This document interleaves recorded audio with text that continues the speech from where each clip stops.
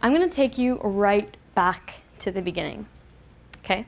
I was in a stuffy classroom and I was writing my last ever university exam, and I felt my phone vibrate in my pocket.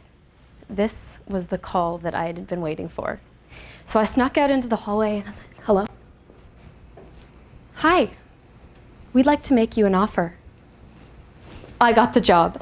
After about a month and a grueling interview process of driving by that building, I had so hoped would be my place of work. I got the job. So they wanted me to start the very next day. I went home, I picked up my outfit. Next morning, I put on the nicest dress I had, some heels, and I struck a fierce power pose in the mirror, and I drove to work. Only to find out that I didn't have a parking spot. So I had to park a kilometer away at Walmart and immediately regretted the heels decision. Nevertheless, I get to the office and I'm super excited, and a really nice security guard greets me and he says, "Oh, I'll let your boss know that you're here." And I heard her heels marching from a mile away. She's this pint-sized woman. She's got the biggest, most beautiful personality. She said, "I'm so glad you're here. Come with me. We're going to put your stuff in your office and then we're going to go for the tour." My office? I've never had an office before. So we get on upstairs and the entire floor is being renovated. We're stepping over machinery, we're dodging construction workers, and we finally get to the end of the hallway, and there it is. The carpet was ripped up, the ceiling was exposed. There were 4 desks in an office big enough for one person. But it was mine, and I was so excited. So I left my stuff there, and I didn't really worry about it getting stolen or anything, because even though there was nowhere for me to lock it up, there was literally no one else on that floor. So we continue the tour to where everyone else is sitting, and then finally we make it to the 6th floor, the highest one in the building. They called it the 6th, as if it was like this secret layer in a Marvel movie or something. We get out of the elevator, I look left, I look right, and it was like no other floor we had been on. There's another security guard, and this time he's not so friendly. He's kind of like Lurch from the Addams Family, and he's peering over us and his hands are clasped. I don't think this guy would have smiled if you paid him. And so I, tried to be polite and reached out for my pass to open the door for my boss, and the light flashed red. That's weird. It worked downstairs. And then it occurred to me that the only authorization I had on that floor was for the bathroom. The 6th had their own rules, and so my boss smiled at me, clearly it's her first day. Lurch looked away disapprovingly, and we step into the 6th. And I remember seeing the windows, they lined the floors to the ceiling. The hallways were glass. The meeting rooms were glass. The doors to every entrance were glass. And we were the only 2 women in sight. So this is the glass ceiling. I was barely an hour into my first day, and I was already validating assumptions and biases that quite frankly weren't even my own. I was looking around and thinking, so this is where women's ambitions come to die. Isn't that awful? And I'd never been in corporate before. I'd actually just come from working in a rehab facility turned wedding planner, and I was totally awestruck. This is where the big decisions got made, and these were the people calling the shots. So we continued our tour, and my boss, she's strutting confidently, and I'm kind of like behind her, a little bit like a lost puppy. She goes, "Anthony, great haircut. Tony, love that tie. Is that new? He's got the best style, doesn't he?" Thinking, what is she doing? I had just finished reading Nice Girls Don't Get the Corner Office in preparation for this role, and this looked an awful lot like a nice girl error. And I was thinking, oh my God, is she doomed? And it continued. Oh my God, Rick, Thursday totally saved us. Love ya. Is she a nice girl? Am I a nice girl? What if I want to be a nice girl? All these thoughts running through my head, right? So I settle in. I feel like, okay, I'm surviving. I'm not really sure if I'm digging her approach, but nevertheless, she had an internal brand, and I felt like I needed to get one of those too. So I started thinking, well, my brand right now is as the new girl, and I did the only thing I knew how. I started baking my way into the hearts and stomachs of my colleagues. I thought it'd be a great way to really get to know new people and just get some visibility. I was kind of tucked away in the renovated floor. And I kicked the new girl title and brand pretty quick, but an even worse one emerged. I was delivering my weekly banana bread handouts, and then I heard it. Oh, yes, here comes my work wife with her delicious treats. Work wife? Well, shit. That plan backfired. Talk about career suicide, right? But encouraged me to think, well, what do I want my brand to be? I wanted to be someone who is trusted with big responsibilities. I wanted to be someone who managed high-risk projects. I wanted to be someone who delivered results, and damn it, I wanted to deliver banana bread while I was at it. But you know what? What I wanted more than anything was opportunity.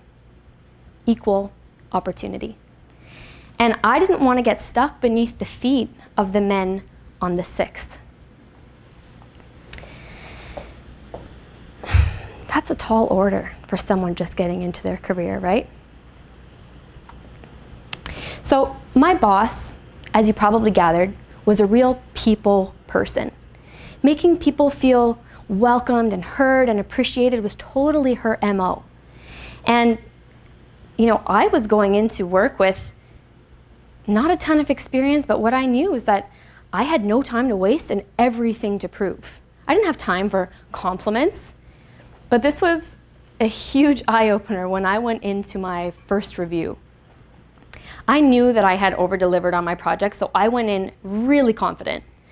And I sat down, felt great, we're just ready for the compliments to flow. And sure enough, I exceeded expectations on my project, but I lost points on company values. I ranked halfway, which kind of hurt.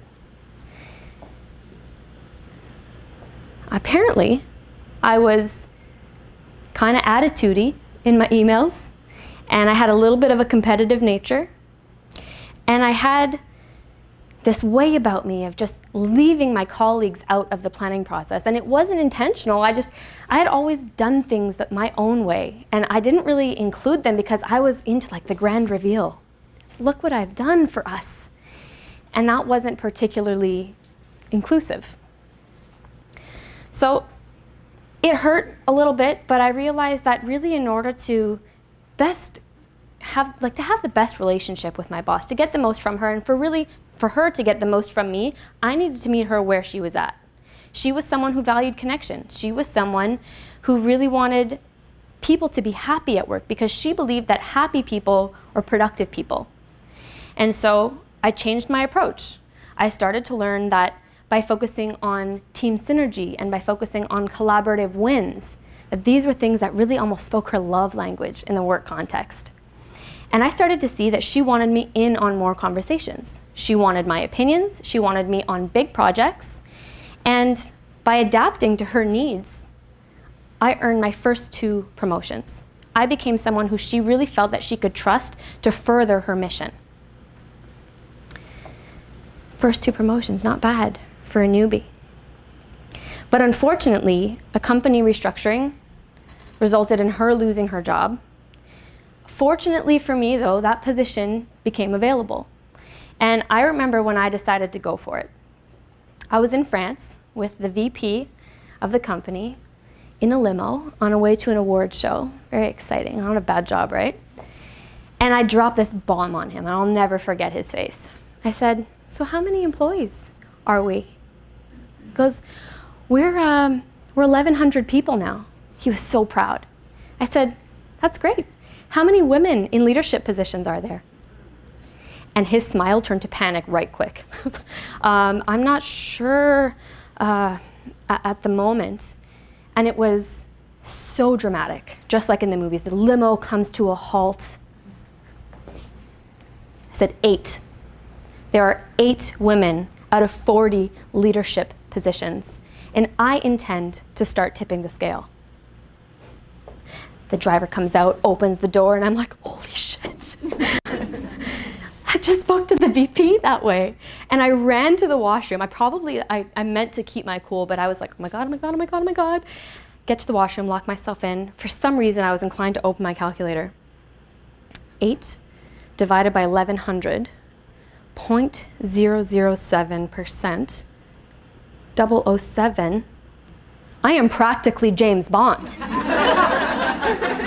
Shattering the glass ceiling became my mission in that moment. And it was a mission I took really seriously.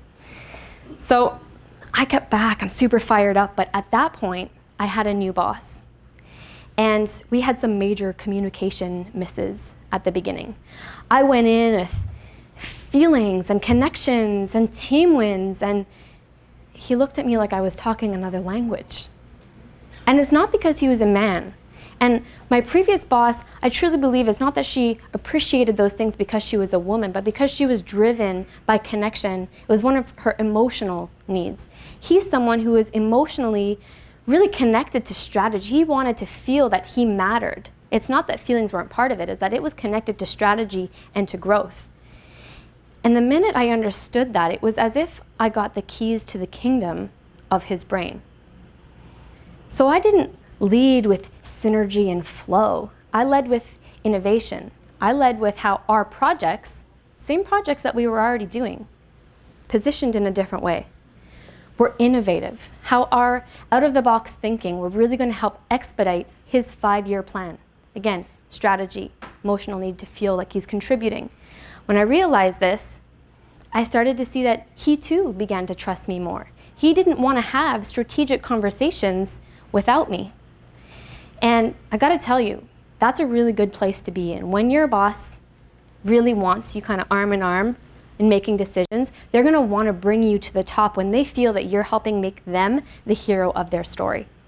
And that's exactly what he did. He brought me all the way to the 6th.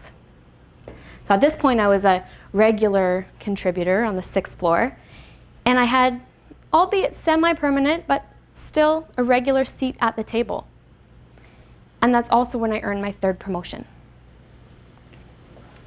This was an excellent opportunity, kind of having one foot in each world to really take the conversation of women in leadership further. So I asked the women, my peers, what are you struggling with? Where could you really benefit from some additional visibility and just insight? And they told me, and I brought that back to the executive team, and I said, what are your thoughts on some of these issues that are happening perhaps you're not even aware of? And what I came to understand was that there's not a glass ceiling that is impenetrable between us. There are long-standing biases and traditions and beliefs that we were both feeding into on either side. It's true that the men were overlooking women for promotions, but it was also true that my peers had a really hard time putting themselves forward and asking for consideration. It was true that the men would speak over women in meetings, but it was also true that the women didn't feel comfortable saying, I wasn't finished. And it was true that men felt some women were just too nice to take on the high-risk projects. But my peers were saying, well, I don't want to be perceived as bitchy or emotional. I got to keep my cool. I got to keep a level playing field here.